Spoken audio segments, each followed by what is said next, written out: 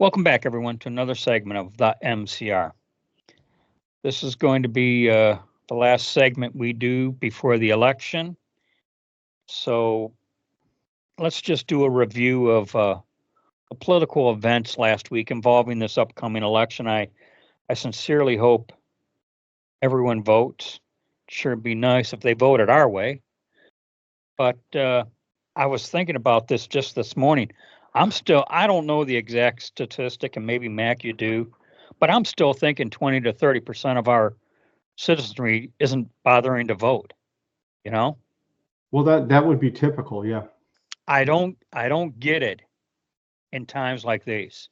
Well, they You know, believe, and I've heard it so many times I can't count that. Well, it doesn't have anything to do with me.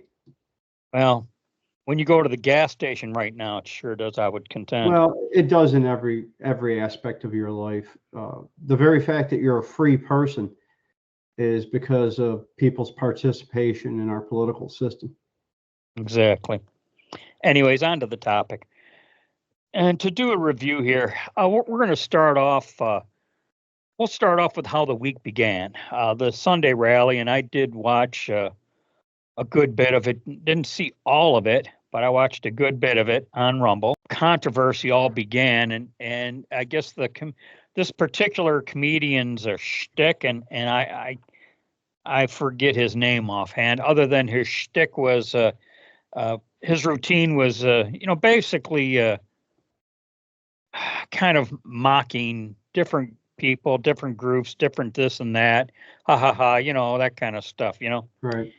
And in his routine, he references the island of Puerto Rico, and I forget his exact words, other than refer to the island as floating garbage of some sort. Right. Okay, well, now this is unforgivable. Now he must be tarred and feathered. He must be crucified. I mean, uh, and the left goes into meltdown mode. And do I think the joke would have been better left unsaid? Most certainly. I don't find My it funny. I did watch it, and I didn't think it was that funny. So I'm thinking, why did he do this?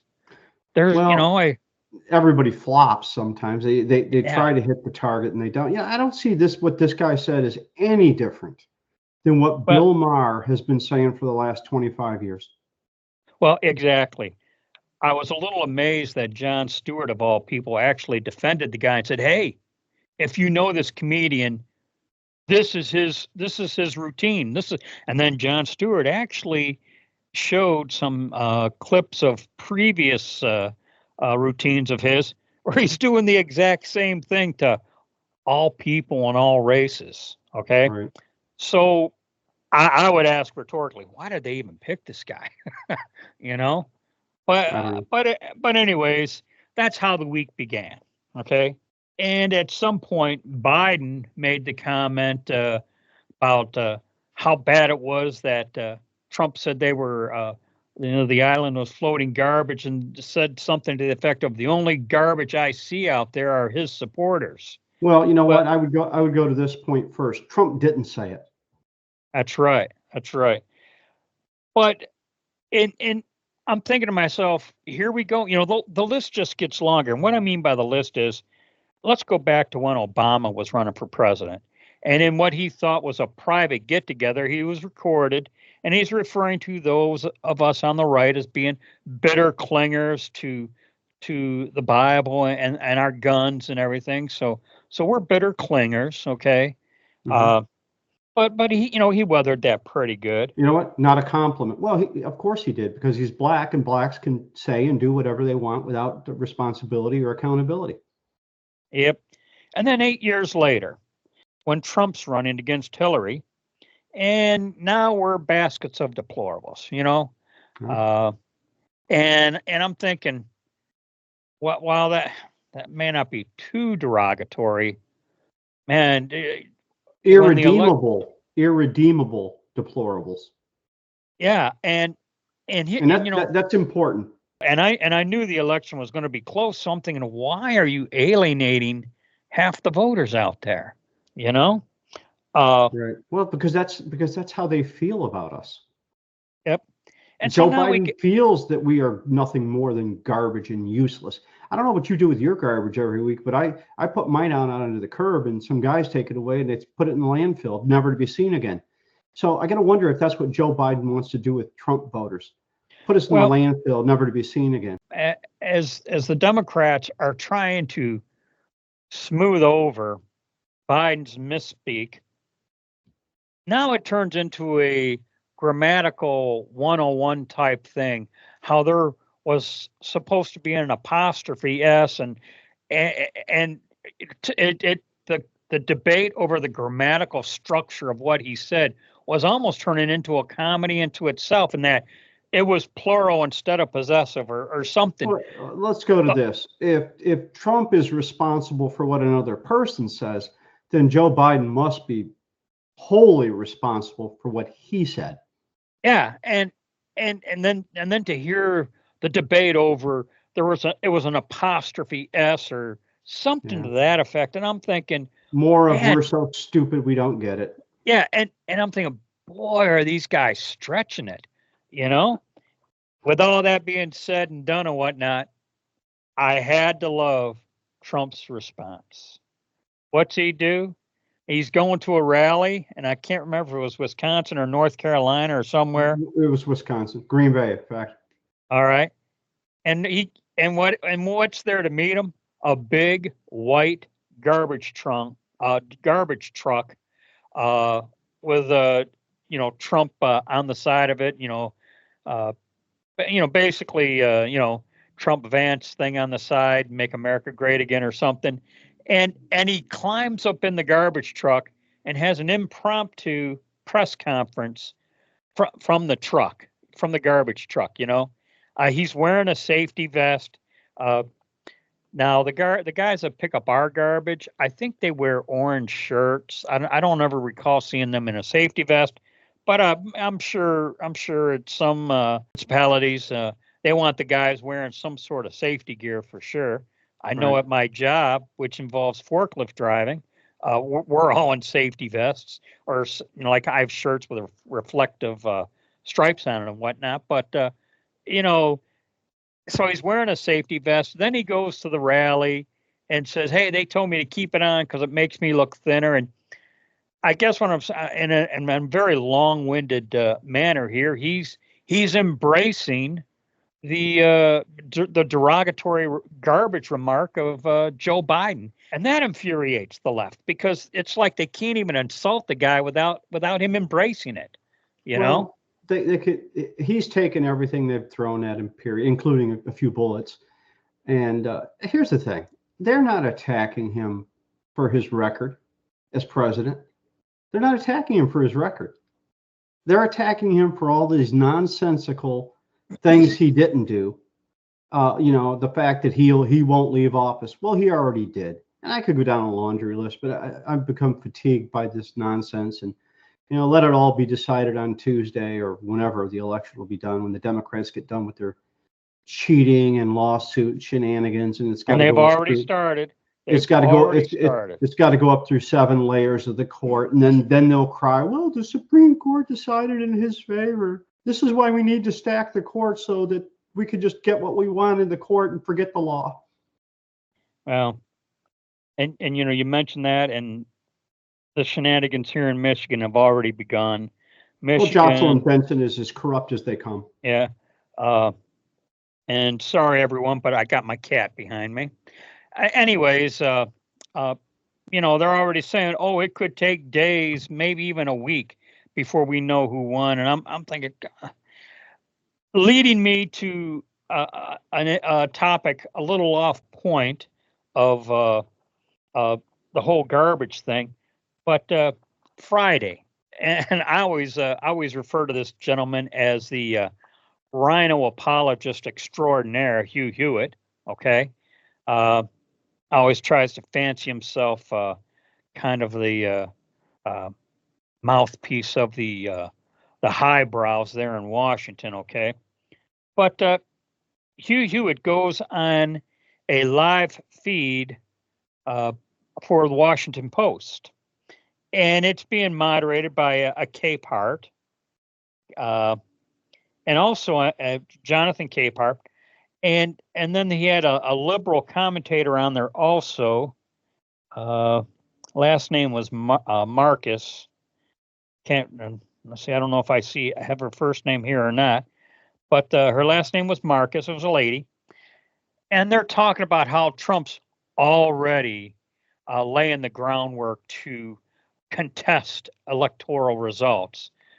Under the assumption that they don't go his way, and they're saying what the libtards always say. Okay. Well, are they not doing exactly the same thing? Well, yeah, exactly. But more hypocrisy. As they're saying their spiel, Hugh Hewitt's sitting there, and Hugh Hewitt basically says, "Whoa, whoa, whoa," and I'm going to paraphrase because I don't want to read the entire quote, even though I do have it here.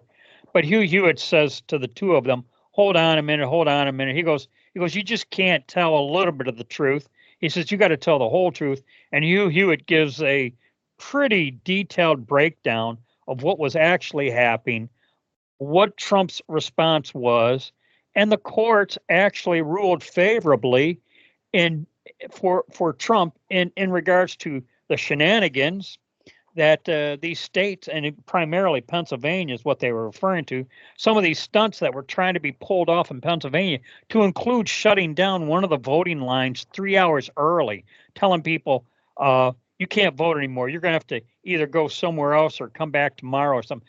So they're already doing their tomfoolery, okay? Well, and Hugh Hewitt trying to explain all this, he makes the comment, you just can't tell a little bit of the story. He goes, in a roundabout way, he was accusing them of lying through omission. He didn't say that, which they are masters of in the media. But to hear Hugh Hewitt's remarks, I immediately interpreted as he was calling them out for lying through omission. Well, the Capehart guy, the moderator, he took offense to it, and says to Hugh Hewitt, and I will read Capehart's words here, "I just don't appreciate being lectured about reporting." And it was after this guy said that, and he's not now he's how here's where it is a little comical. He's talking down to Hugh Hewitt, and Hugh Hewitt's not going to be talked down to, okay? And right. So Hugh Hewitt, he goes, he's and this is what Hugh Hewitt said as he stands up and in a clumsy sort of way tries to get all the stuff off him, the microphone and the earpieces and whatnot, and you can see him fumbling about because Hugh Hewitt kind of goes into a rage. And I would tell you this, it's the most animated I've ever seen Hugh Hewitt, okay? "I will not come back, Jonathan. How's that? I'm done. This is the most unfair election ad I've ever been a part of.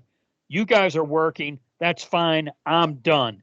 And by the time he says all that, he's finally got the microphone off, the earpieces off. He basically throws it down and stomps off. This is all done during the live feed. Okay. You don't see something like that happen often. And I got to tell you, I've never seen Hugh Hewitt that animated. And then I thought, okay, Hugh, is this the ice water in the face you need to realize what we're up against? Well, I think he nailed it when he said this is an election ad. Yeah, exactly. Because and I said this a few videos ago, they have been actively campaigning for her the entire time.